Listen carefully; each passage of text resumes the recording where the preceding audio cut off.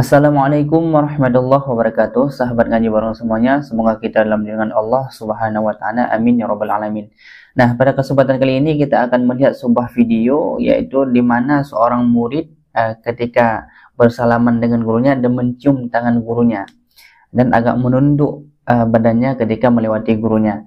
Nah, bagaimana hukum ketika mencium tangan gurunya bolak-balik? Apakah ini diperbolehkan dalam Islam ataukah ini bid'ah? Nah, mari kita simak penjelasan Ustadz Adi Dayat.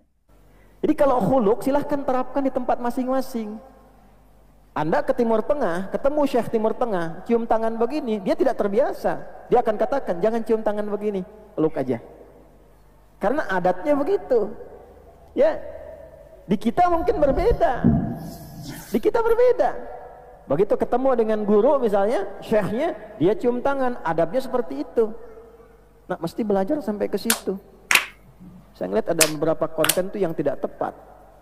Adat di Timur Tengah dibawa diterapkan ke sini dalam konteks khuluk nggak sama. Sehingga menjadi suul adab.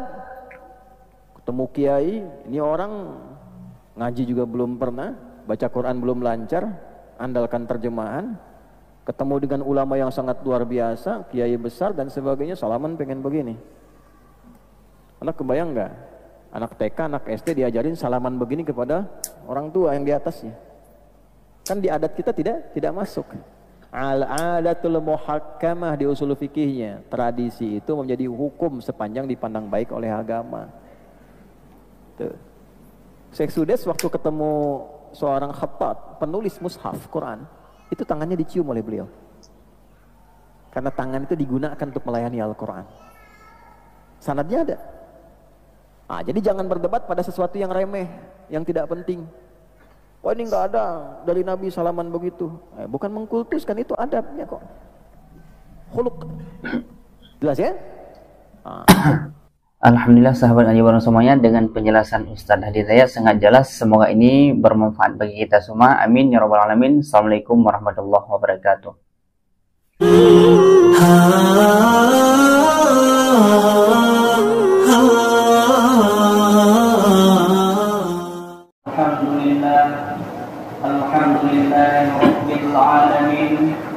وبه نستعين على أمور الدنيا والدين أشهد أن لا إله إلا الله وحده لا شريك له وأشهد أن محمدا عبده ورسوله لا نبي بعده اللهم صل على سيدنا محمد وعلى آله وصحبه أجمعين أما بعد فيا أيها الحاضرون اتقوا الله حق تقاته ولا تموتن إلا وأنتم مسلمون.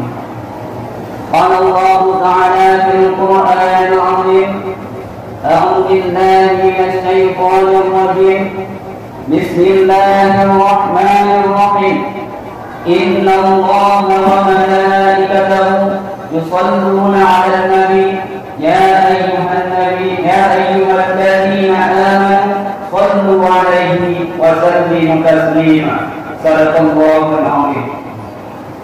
قال رسول الله صلى الله عليه وسلم من أحبني كان معي في الجنة. أما بعد. Hadirin sidang jamaah Jumat yang insyaallah dirahmati oleh Allah Subhanahu wa taala. Alhamdulillah, pada kesempatan yang sangat kita banggakan ini, yaitu Allah masih memberikan kepada kita kesehatan dan kesempatan sehingga kita dapat bersyukur atas nikmat Allah, yaitu dapat melakukan salat Jumat sebagai salah satu kewajiban bagi kita. Salawat dan salam tanpa pula kita hadiahkan kepada junjungan kita Nabi Muhammad sallallahu alaihi wasallam dan kepada sahabat sekalian yang seiring bahu kayu langkah dalam mempertegakkan kalimatul haq, yakni la ilaha illallah Muhammadur Rasulullah. Dan kepada para ulama, baik itu ulama mutaqaddimin, ulama mutaakhirin, dan ulama yang mu'tabar yang masih bersisa di atas permukaan bumi ini. Hadirin sidang jamaah Jumat rahimakumullah. Tidak terasa perputaran waktu di dalam kalender Hijriah kita sudah memasuki yaitu bulan ke-8, yang dimana bulan salah satu adalah yang diagungkan oleh Allah Subhanahu wa taala. Bulan yang mempunyai kelebihan dan keistimewaan yang sangat banyak, sehingga Rasulullah sallallahu alaihi wasallam bersabda, "Sya'ban syahri wa Ramadan syahrullah, wa Sya'ban fadluhu wa Ramadan maghfirah." Sya'ban adalah bulanku, Ramadan adalah bulan Allah. Sya'ban adalah bulan yang meninggikan, dan Ramadan adalah bulan penghapus dosa. Tentunya di bulan Sya'ban ini adalah sangat banyak kelebihan dan keistimewaan yang diberikan oleh Allah Subhanahu wa taala khususnya kepada umat Nabi Muhammad sallallahu alaihi wasallam. Tentunya tidak dirasakan oleh umat-umat sebelumnya, tidak pernah dirasakan oleh nabi-nabi sebelumnya. Maka para ulama menyebutkan di dalam kitabnya salah satu adalah kelebihan bulan nisfu Sya'ban, yaitu adanya bulan Sya'ban, yaitu di pertengahan dinamakan dengan nisfu Sya'ban. Salah satunya mengapa dinamakan dengan bulan Sya'ban? Karena bulan tersebut adalah bulan berpencar banyak sekali kebaikan-kebaikan yang dapat kita lakukan. Dengan kebaikan tersebut sangat banyak pahala yang diberikan oleh Allah Subhanahu wa taala. Salah satunya disebutkan di dalam kitab Mawadir, yaitu halaman 22 dan 23. Diceritakan oleh Imam Syekh Syahabuddin bin Salamah Al-Quyubi. Diriwayatkan Nabi Isa alaihi salam berjalan ke suatu tempat. Beliau melihat sebuah gunung yang amat tinggi, dan beliau mendatanginya karena penasaran. Gunung itu adalah berwarna putih, lebih putih daripada susu. Dan Nabi Isa alaihi salam mengelilingi gunung tersebut, dan Nabi Isa kagum dengan keindahannya. Apa yang ada di gunung tersebut sehingga putih, lebih putih daripada susu? Maka ketika Allah mewahyukan kepada Nabi Isa, "Wahai Isa, apakah engkau ingin tahu sesuatu yang lebih mengagumkan daripada ini?" kata Allah. Nabi Isa menjawab, "Tentu ya Allah." Maka seketika gunung itu terbelah, dan Nabi Isa alaihi salam melihat seorang kakek tua yang ada di gunung tersebut dengan memakai baju putih daripada bulu, dan di tangannya ada tongkat. Kakek tua ini sedang berdiri. Maka Nabi Isa menghampirinya. Lalu Nabi Isa bertanya kepada kakek tua, "Wahai kakek, mengapa kamu berada di sini?" Maka orang tua itu menjawab,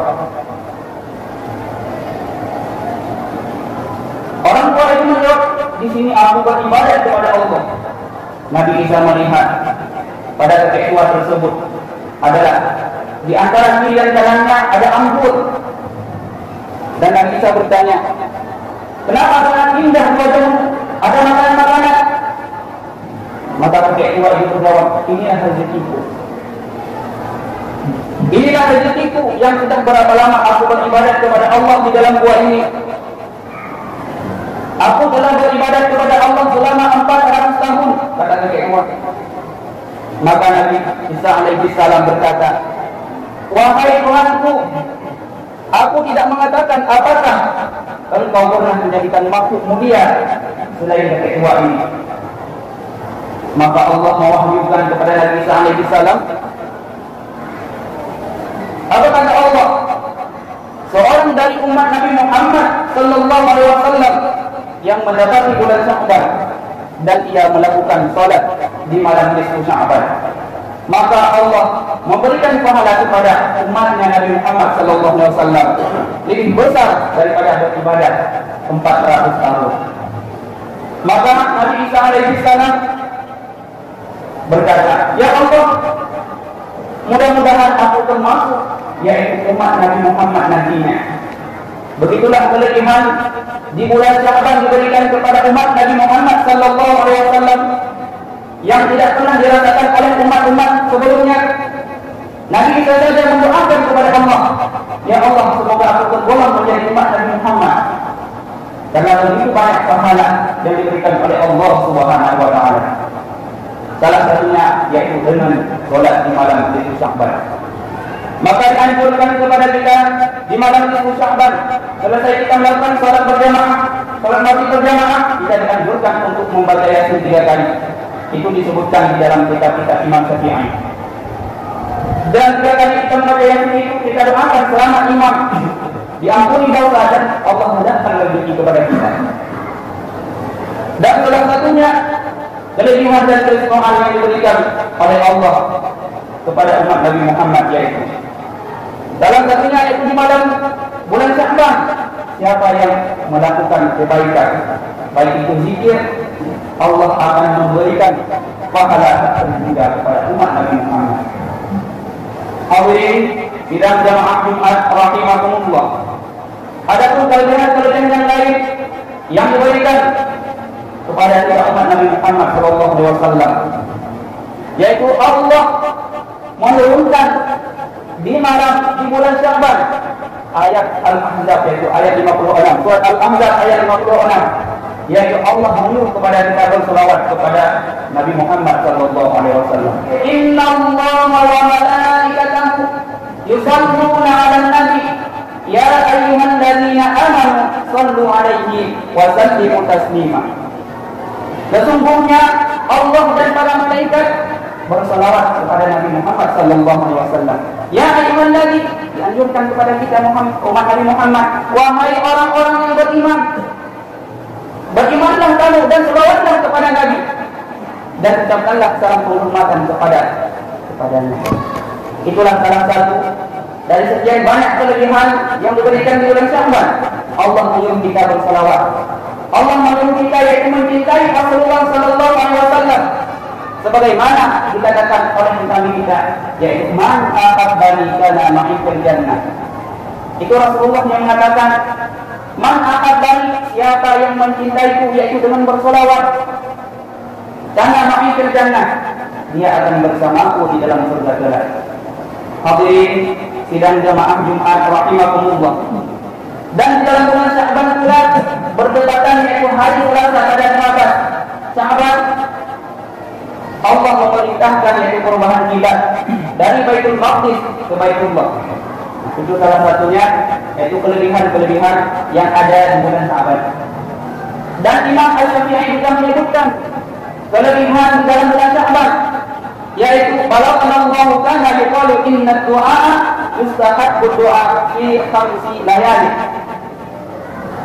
Telah sampai riwayat kepada kami bahwa dikatakan doa dikabulkan pada 5 malam, kata Imam Syafi'i. Yang pertama adalah Lailatul Jum'ah, pada malam Jumat. Yang kedua adalah Lailatul Adha, pada malam hari raya Adha. Lailatul Fitri, dan pada malam hari raya Fitri. Wa awwal lailatin min Rajab wa lailatul min nisfi min Sya'ban. Selanjutnya yang keempat adalah pada awal-awal daripada bulan Rajab.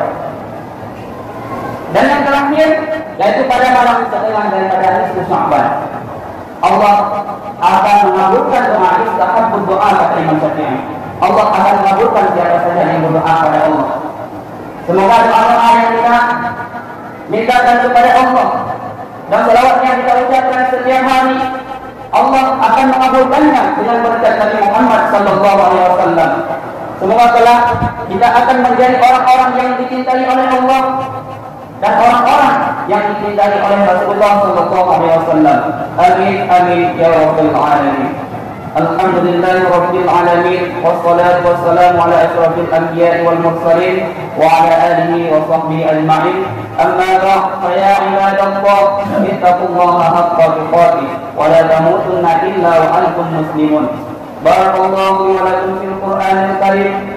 Bismillahirrahmanirrahim. Qul huwallahu ahad, Allahus samad, lam yalid wa lam yulad wa lam yakul lahu kufuwan ahad. بارك الله لي ولكم في القرآن الكريم ونفعني وإياكم بما فيه من الآيات والذكر الحكيم وتقبل مني ومنكم تلاوته إنه هو الغفور الرحيم.